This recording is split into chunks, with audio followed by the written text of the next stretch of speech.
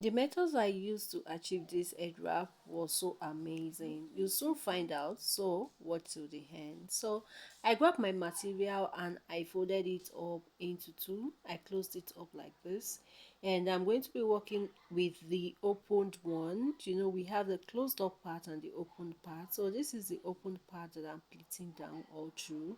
After the pleating down, you see where I pleated it to. If you want to create it, just take your time and follow the steps. People are saying they cannot achieve it, but it seems so easy while I'm doing it. If you can't get it once, watch the video like twice or thrice and practice this. And this one especially is so simple to do. There is nothing serious, to be frank. So after I pleated that down, you can use, see I use my elastic band to wrap it, and this is the other part, which is the closed up part. Then I'm going to wrap it like that and use another elastic band to secure that place, since the hand is not up to two. So I'm going to grab it with band. After grabbing up with band like this, you see this excess, I will dip it down. So I will stretch out this part, dipping the excess into it and making sure the band also goes in, and use my hand to adjust it properly.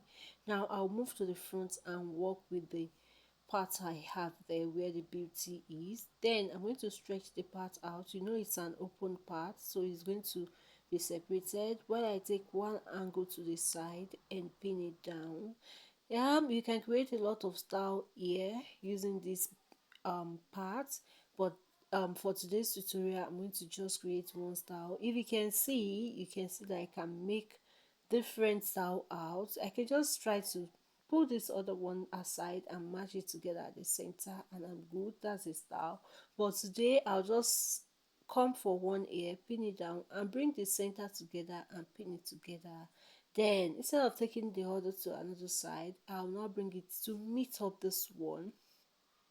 Okay, look at how I'm doing it to meet it up like this, and arrange the necessary parts, pinning the two together there at the side.